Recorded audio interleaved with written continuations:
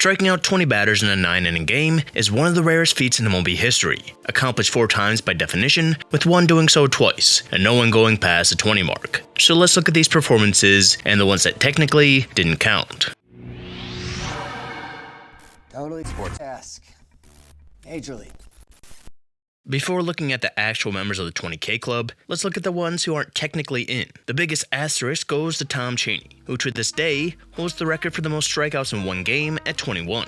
But he did so in a 16-inning performance. Unsurprisingly, this game took place a while ago, that being 1962. Cheney was a journeyman pitcher who at that point was pitching for the Washington Senators after a few short stints for the Pirates and the Cardinals, and on that September 12th night, he was on the mound against Orioles All-Star Milt Pappas. Just a little over 4,000 fans were there, and as he was warming up in the bullpen, his coach told him, "If you don't pitch a no-hitter tonight, it'll be your own fault." And while he didn't throw a no-hitter, he did something more memorable. He gave up just one like Pappas, but he was taken out in the 7th, while Cheney had 13 strikeouts to 9 and refused to come out of the game tied at 1, telling his manager, "I started the damn game and I'm going to finish it." And he was better during the extra innings. He retired 15 to 16 batters from the 10th to the 14th, throwing a no-hitter from the 9th to the 15th. And in the 14th, his 18th strikeout tied the single-game record shared with Bob Feller, Sandy Koufax, who did so twice, and Warren Spahn.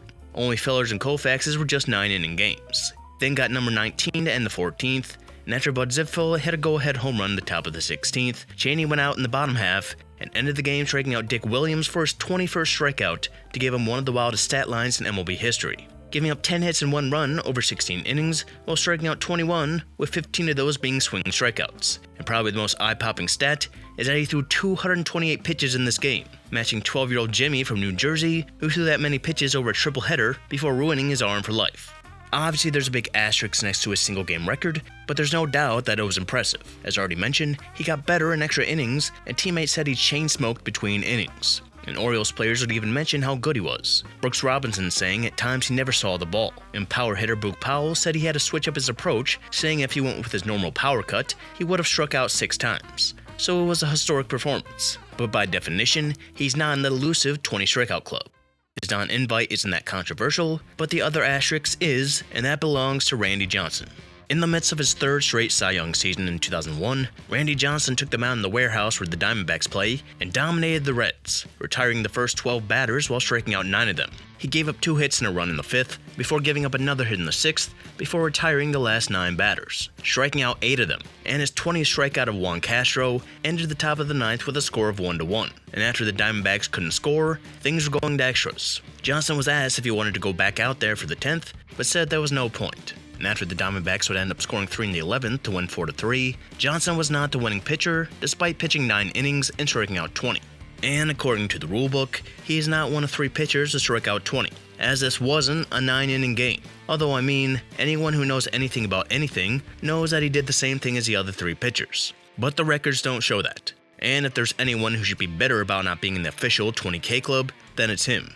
As there's that game, along with his 2 19 strikeout games, both in 1997, with him actually losing the second one in a 4-1 game to the A's. And the other pitcher with bitterness is the all-time strikeout king in Nolan Ryan, as on 4 separate occasions, he was 1 strikeout away from reaching 20. But 3 of those games did go to extra innings, with one seeing Ryan pitch 13 innings in 1974. So Ryan was close to being there, while Johnson and Cheney are battling the security guard to get in. So let's look at the 3 who did get in, and how they did it.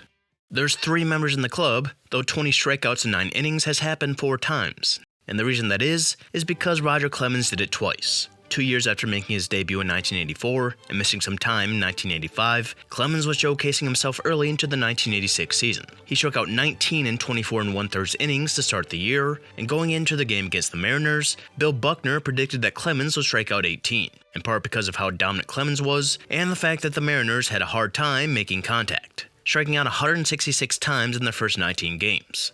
And Buckner would be wrong, not the worst mistake he made that year. But his prediction looked good, as Clemens had a full count on the 3 batters he faced in the first, and struck out each one. And while he lost his no-hit bid in the 4th, he still struck out the side. And after doing so again in the 5th, he racked up 12 strikeouts that Red Sox fans were keeping track of. And 2 batters into the 6th, he recorded his 8th consecutive strikeout, a Red Sox record, and tying Nolan Ryan and Ron Davis for the American League record. Spike Owen would fly out to center, as fans yelled for Steve Lyons to drop it so he could get another strikeout. But he didn't. And after recording 2 more strikeouts in the 6th, the Red Sox still hadn't scored. And in the 7th, looking to strike out the side again, Gorman Thomas hit a go-ahead home run. Clemens had 16 strikeouts and 2 hits given up and was losing at that point. But the Red Sox responded with 3 in the bottom half, and after striking out 2 in the 8th, he had 18. During the bottom half, pitcher Al Nipper decided to tell Clemens that he was 1 strikeout away from tying the record, and 2 from breaking it. And Clemens wasn't the type of guy to be fazed by knowing that, as he was hardly aware of how many strikeouts he had to that point. And it showed as he struck out Spike Owen to start the 9th and tie the record. Phil Bradley came up, and just like Owen, he struck out for the 4th time that night to set a new record for the most strikeouts in a 9-inning game. Ken Phillips came up looking to extend the game, and he would avoid the elusive 5 strikeouts in a game by grounding out to wrap things up, as Clemens did something that had never been done in baseball before, throwing 138 pitches, with 97 of those being strikes. Seattle put just 10 balls in play, with just 2 of those being pulled, as a 16 strikeout 3-hit performance is arguably just as impressive or even more so than a perfect game, as Clemens would go on to win the Cy Young and MVP that year as the Red Sox won their first pennant in nearly 20 years. And striking out 20 batters was so nice that Roger Clemens decided to do it twice, 10 years later to be exact.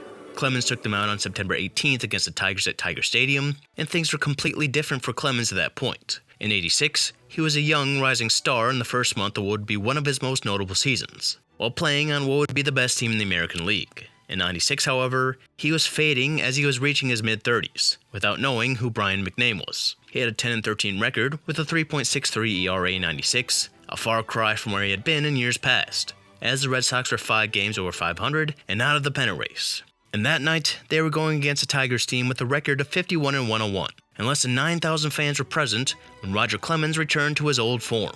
It wasn't immediate, as the first 2 hitters made contact, including Alan Trammell, who hit a single, but then he would strike out the last 2 of the inning, and things were just like 1986, as through 5, he had 12 strikeouts, the only difference being the Red Sox gave him run support, putting up 3 in the 4th.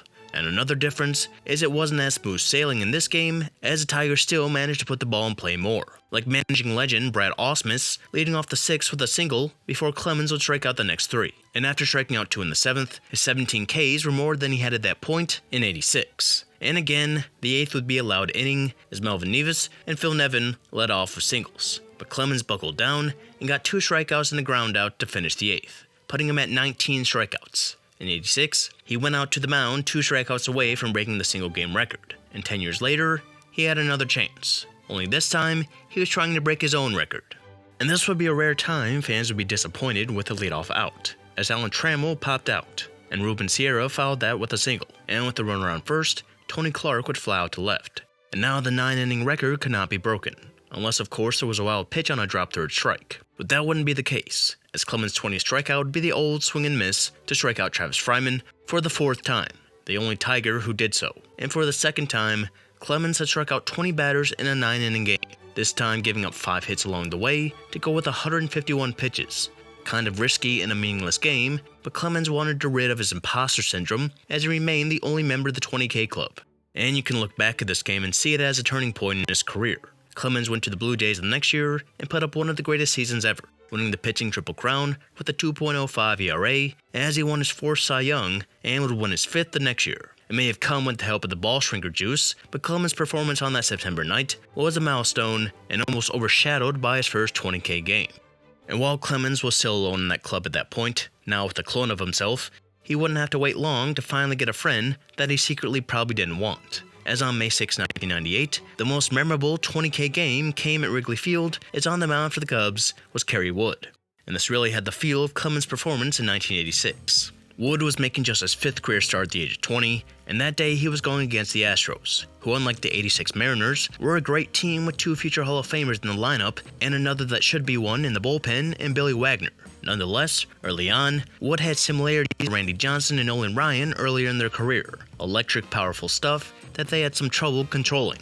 And that was never more evident than when the first pitch of the game by Wood hit umpire Jerry Meals square in the face mask. And it was a sign of things to come, as it wasn't like that pitch was necessarily airmailed, it was more Sandy Martinez had trouble catching a ball with that movement and velocity. And in just watching his first inning where he struck out 2 future Hall of Famers, you honestly wonder how the Astros hit him at all. And well, I mean they basically didn't. Wood struck out the first 2 of the 2nd, then Dave Clark ended the K streak by flying out to center.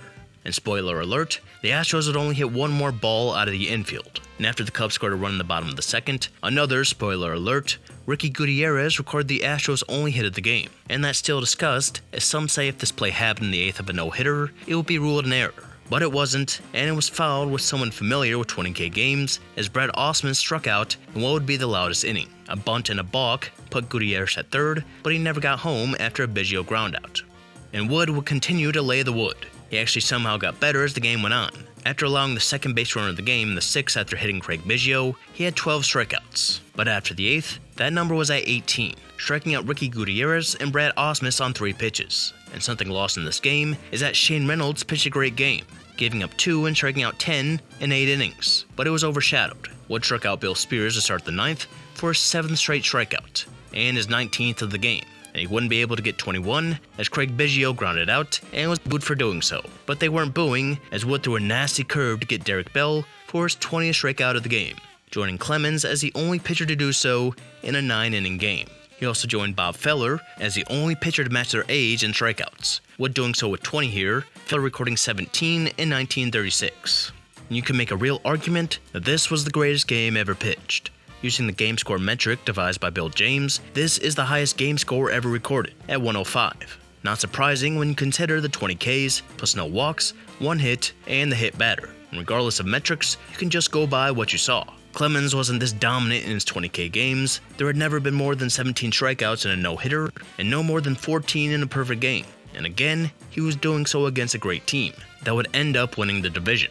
It's almost a shame he didn't get to 21 to stand alone, but instead he joined Clemens in the 20 strikeout club, while Johnson would try to break in 3 years later. And since Wood's game, there had been 4 18-plus strikeout performances. Clemens would have one in August of '98, Johnson had his in 2001, Ben Sheets would have one in 2004, and Corey Kluber had one in 2015, doing so in just 8 innings. And there would be one more who would join Wood and Clemens in the 20K club. And that was someone who had flirted with it many times, and Max Scherzer. 1 year after completing 2 no-hitters, Scherzer took them out in DC on May 6, 2016 against his former team in the Tigers, who would be a part of 2 20K games, and with Brad Osmus as manager, this would be the 3rd 20K game he would be a part of. And despite Scherzer's great 2015 season, he struggled to start 2016, posting a 5.6 ERA to that point, giving up 7 and 5 innings in his last start. But like Clemens in '96, he turned things around that night. His team gave him a 1-0 lead in the first, as he struck out 5 for the first 2, including giving up a hit. And in comparison to the other 20 strikeout games, this was the most stressful. He gave up a home run to Jose Iglesias to start the third, then proceeded to strike out the side. There was no scoring for the next couple of innings. It's just like Wood in '98, he had 11 strikeouts to 5. And people started to notice when he had 13 to 6, as the Nationals took a 2-1 lead. And despite giving up a double and a single in the 7th, he gave no runs and struck out another 2 as the Nationals added another run, and Scherzer would top himself in the 8th by striking out the side. And just like Clemens in '86, and Wood in '98, and Johnson in '01, he had 18 strikeouts through 8, and he went out in the 9th with a 3-1 lead, and things got dramatic immediately, as Tigers legend JD Martinez led off the inning with a home run. Now it wasn't just a case of him breaking or tying the record, but a case of should they take him out. An obvious difference from the game over the decades. But they let him in, and he responded by striking out Miguel Cabrera for the 3rd time.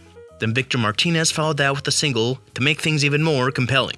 And with the winning run at the plate, Scherzer struck out Justin Upton for his 20th strikeout. And he got a chance that only Clemens had in '86, as the potential for 21 was at the plate. And he went up against someone who struck out 3 times in James McCann. But on his 119th pitch, McCann would ground out to mark the 4th, really the 5th time a pitcher had struck out exactly 20 in a 9-inning game. And what's most remarkable is that Scherzer threw 96 of his 119 pitches for strikes, the best ever for that amount. And this would turn around Scherzer's season, as he would go on to win his 2nd Cy Young Award. And the crazy part is this really wasn't the best game of his career. 2 times he had a game score of 100 or more, including that 17 strikeout no-hitter in 2015, where he also walked 0, his game score being 104, the 2nd highest ever. That was the 2nd no-hitter that year.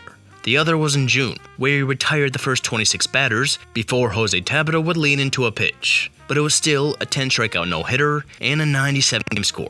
So it's certain that everyone in this club had the stuff to be there. And without the injuries Wood would face in the future, it's easy to believe he could have been right there with Clemens, Johnson, and Scherzer. And though that may seem far-fetched to some, if you watch Wood in that game, it's very easy to believe he was well on his way to being an all-time great just based on what he had.